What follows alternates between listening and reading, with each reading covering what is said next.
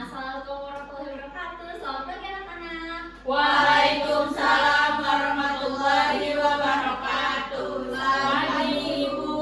Gimana kabarnya hari ini? Alhamdulillah luar biasa.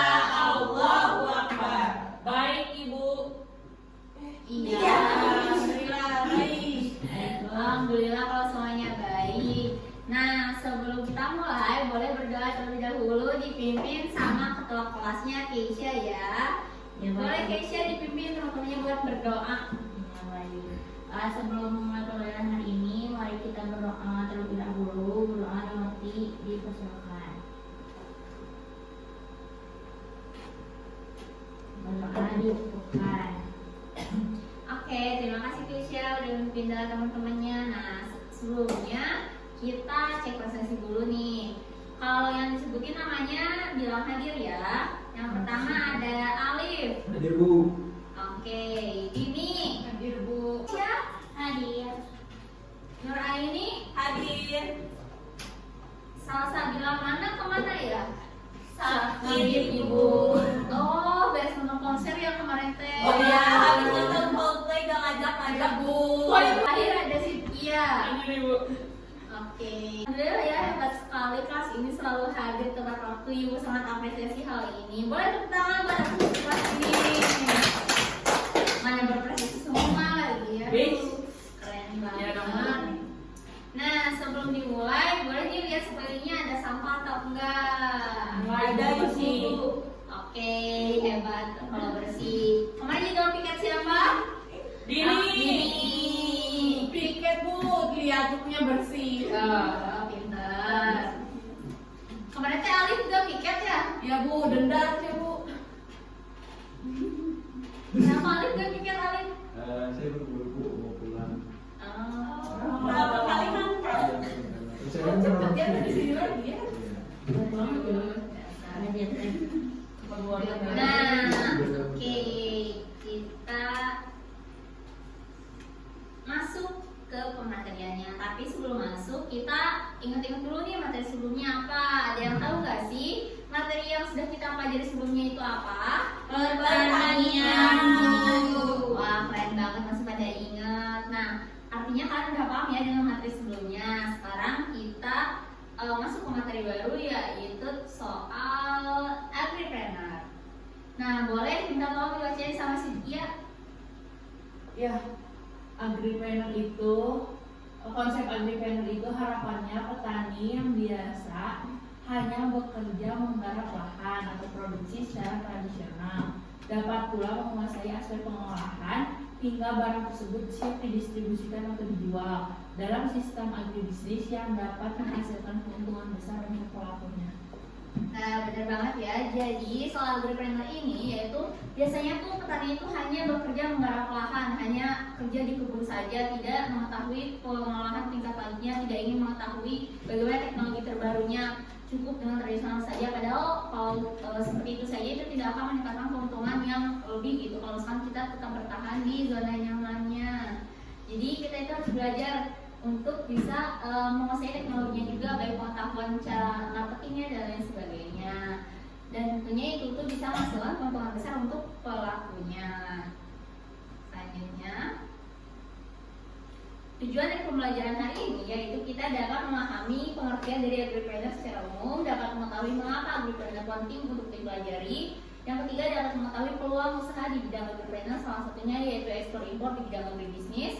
Yang keempat, dapat mengetahui contoh produk-produk di bidang agribisnis yang berpotensi untuk diekspor. Dan yang terakhir, dapat memahami hal-hal yang diperhatikan sebelum melakukan ekspor impor di bidang agribisnis. Nah, kenapa sih agripreneur itu penting? Yaitu yang tadi disebutin ya, rata-rata petani di Indonesia itu masih tergolong pertanian yang tradisional.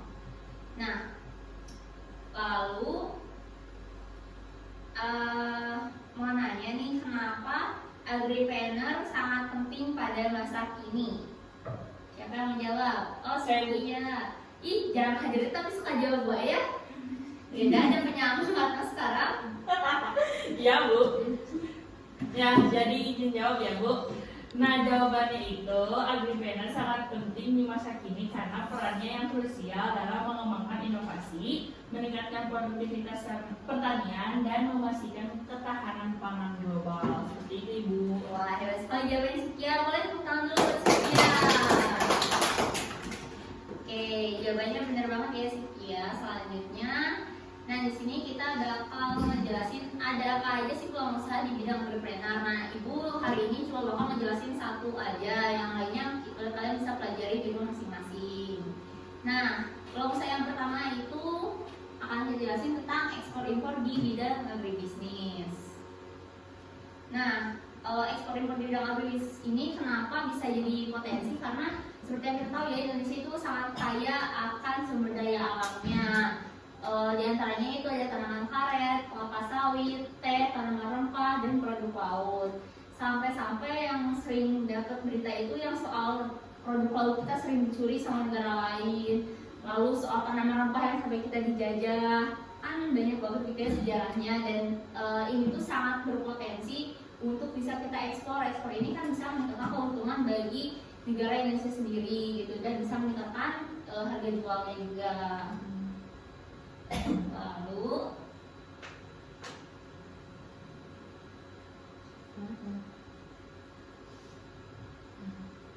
nah, di sini hal-hal yang perlu diperhatikan sebelum melakukan ekspor impor di bidang agribisnis yaitu perhatikan dulu regulasinya. Yang kedua, standar di setiap negara pasti kan berbeda-beda ya.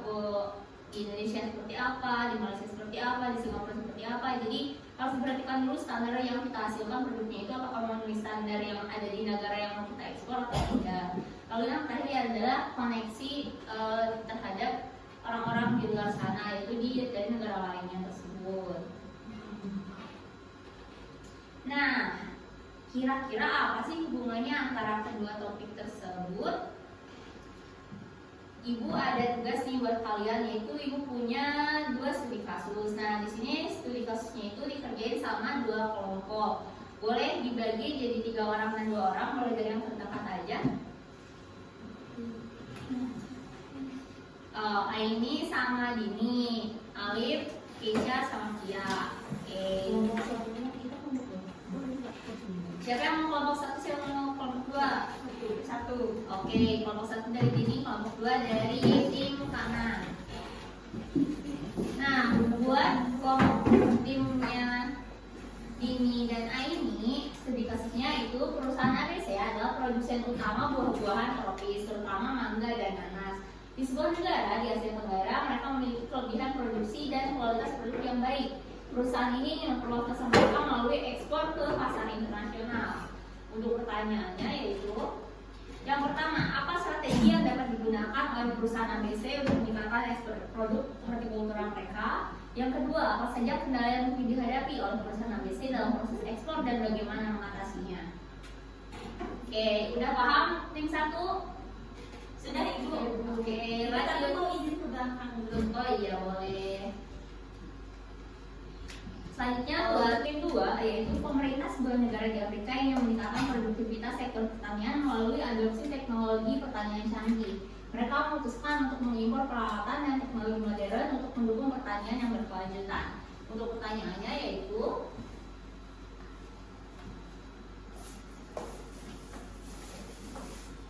yang pertama, bagaimana pemerintah dapat mengelola impor teknologi pertanian dengan efektif? Dan yang kedua, apa sih manfaat yang dapat diharapkan dari impor teknologi pertanian ini? Nah, apakah sudah paham untuk tim 2? Paham, Ibu. Oke. Nanti kalian kerjakan bisa menggunakan laptop ataupun menggunakan kertas. Lalu nanti presentasikan di depan teman-teman lain mengenai jawaban kalian. Waktunya Ibu berikan diskusi 15 menit ya. Boleh dimulai dari sekarang. Ya, boleh Perwakilan Ibu ke depan. boleh perwakilan, boleh semuanya. Oke. Terima kasih.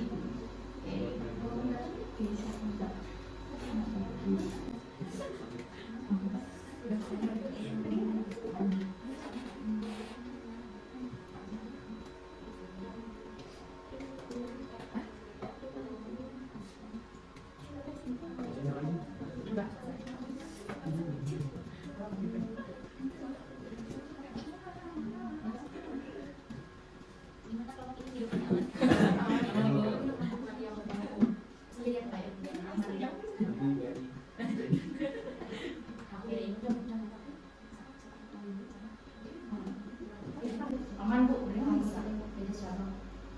Bisa. Bisa di mana aja deh. Oh, gimana?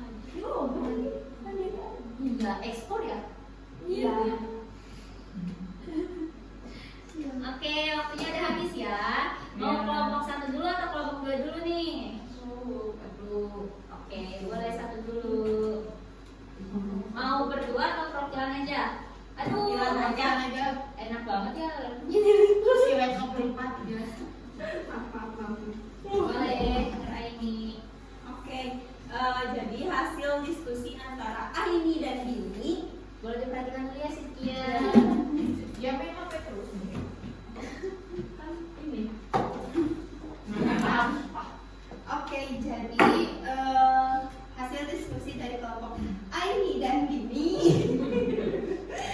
kan studi kasusnya mengenai perusahaan ABC yang merupakan produsen utama buah-buahan tropis terutama mangga dan nanas di sebuah negara di Asia Tenggara. Nah ini tuh mereka tuh punya kelebihan produksi dan kualitas produk yang baik dan ingin memperluas pasar melalui ekspor ke pasar internasional. Nah yang ditanyakan tuh tadi mengenai strateginya. Nah, setelah diskusi, menurut kita strategi yang dapat digunakan oleh perusahaan ABC ini melibatkan identifikasi pasar potensial yang membutuhkan produk hortikultura. Tentunya sebelum melakukan bisnis kita harus mengidentifikasi di mana aja yang potensial untuk kita ekspor gitu. Apalagi ini dia pengen ekspor ke pasar internasional. Selanjutnya, peningkatan kualitas dan keamanan produk untuk memenuhi standar internasional. Nah, di dalam ekspor sendiri kan kita harus memenuhi standar-standar daerah mutu dari produk ekspornya sebelum ke negara yang ditujunya. Jadi itu yang harus diperhatikan. Yang ketiga, pemahaman tentang regulasi ekspor dan impor di pasar targetnya. Keempat, pengembangan kemitraan dengan distributor lokal dan jaringan rantai pasok internasional. Dan untuk kendala yang mungkin dihadapinya tuh yang pertama, standar keamanan pangan dan persyaratan karantina di negara tujuan. Apalagi ini produknya kan produk buah-buahan. Gimana sih cara yang harus diupayakan biar buah-buahan ini tuh awet kalau misalnya harus melalui masa karantina di negara tujuannya. Yang kedua, masalah logistik dan transportasi untuk mengirim produk segar. Ketiga, fluktuasi mata uang dan resiko keuangan. Keempat, persaingan dengan produsen lokal di pasar tujuan. Nah, untuk cara mengatasinya sendiri melibatkan kepatuhan terhadap regulasi, investasi dalam rantai pasok dan infrastruktur, manajemen risiko mata uang, dan strategi pemasaran yang kuat. Oke, sekian dari kelompok 1. Mohon maaf apabila ada kekurangan. Wassalamualaikum warahmatullahi wabarakatuh. Waalaikumsalam warahmatullahi wabarakatuh. Dan langsung aja kelompok 1 sangat kritis dan sangat detail ya untuk jawabannya, terutama tentang kendala tadi mengenai standarnya dan lain sebagainya. Lalu yang kedua boleh dari kelompok 2 yang presentasi Keisha aja. Iya, tunggu. Oke, boleh Keisha. Ya, assalamualaikum warahmatullahi wabarakatuh. Waalaikumsalam warahmatullahi wabarakatuh. Di sini kami sudah berdiskusi dari kelompok 2, yaitu hasilnya yang pertama, cara efektif pemerintah itu dapat mengelola impor teknologi pertanian dengan cara apa? Yang pertama, identifikasi kebutuhan teknologi yang sesuai dengan kondisi iklim dan kebutuhan pertanian lokal. Lalu harus memilih mitra internasional yang dapat memberikan dukungan teknis dan juga pelatihan. Lalu pemantauan dan evaluasi yang ketat terhadap kualitas dan kinerja teknologi yang diimpor. Lalu penyusunan kebijakan untuk mendukung adopsi teknologi oleh petani. Yang kedua, manfaat dari impor teknologi pertanian, yaitu melibatkan peningkatan produktivitas dan efisiensi pertanian. Lalu diversifikasi produk pertanian juga dan nilai tambahnya. Lalu pengurangan ketergantungan pada metode tradisional yang mungkin kurang efisien. Lalu pemberdayaan petani melalui pelatihan dan akses ke informasi teknologi. Ya, segitu untuk manfaatnya. Terus di sini ada penting untuk menciptakan kebijakan yang mendukung transfer teknologi, pelatihan petani, dan infrastruktur yang memadai untuk mendukung penggunaan teknologi tersebut. Itu sekian dari kelompok kami. Wassalamualaikum warahmatullahi wabarakatuh. Waalaikumsalam warahmatullahi wabarakatuh. Oke, terima kasih juga kelompok kedua. Nanti yang paling di highlight yaitu harus bisa memilih mitra internasional yang baik yang bisa ngasih dukungan secara teknis maupun pelatihannya. Keren banget. Nah, tidak terasa nih sudah 2 jam mata pelajarannya, waktunya untuk ditutup terlebih dahulu. Tapi ibu ada oleh-oleh nih buat kalian bawa pulang, yaitu tugas yang perlu dikerjakan ya. Tapi tenang, nanti tugasnya akan ada hadiahnya. Pulsa minyak goreng. Pulsaku. Boleh, ya bisa diminum. Iya, selain bahagia buat kalian, buat orang tua juga hadiahnya. Nah, boleh di-scan dulu nih barcode-nya. Oke, bisa semua? Bisa Bu. Oke. Nah, sebelum ditutup ada yang mau ditanyain dulu nggak? Oke. Saya ibu. Parah orang. Belum ya. Jadi kalau nggak ada yang nanya, ibu aja deh yang nanya kesimpulan pembelajaran ini apa ya? Ada yang bisa jawab nggak? Saya ibu. Oke, boleh Dini. Jadi hari ini kita mempelajari mengenai ekspor impor di bidang agribisnis, memberikan pemahaman mendalam tentang pasar global, membuka peluang peluang akses pasar yang lebih luas dan memperkuat ketahanan ekonomi dalam menghadapi tantangan global di sektor pertanian. Nah, hal ini juga mendorong pertumbuhan sektor agribisnis dengan memungkinkan pertukaran teknologi, pengetahuan dan pengalaman antar negara. Begitu Wah, Ibu. keren banget ini oleh tepuk tangan. Makasih banyak ya Dini udah kasih kesimpulan buat pembelajaran hari ini. Mungkin cukup sekian untuk pembelajaran hari ini. Boleh berdoa dahulu oleh Keisha lagi. Keisha boleh dipimpin teman-temannya. Iya boleh sebelum beres dulu ya Bu. Iya boleh beresin dulu. Baca terus Bu tuh. Saya di empat gebetan. Wih, masih kecil gebetan. Benar Bu, Terakhir ya. buat ini emang agak ya semuanya. Berdoa dulu Ibu Keisha.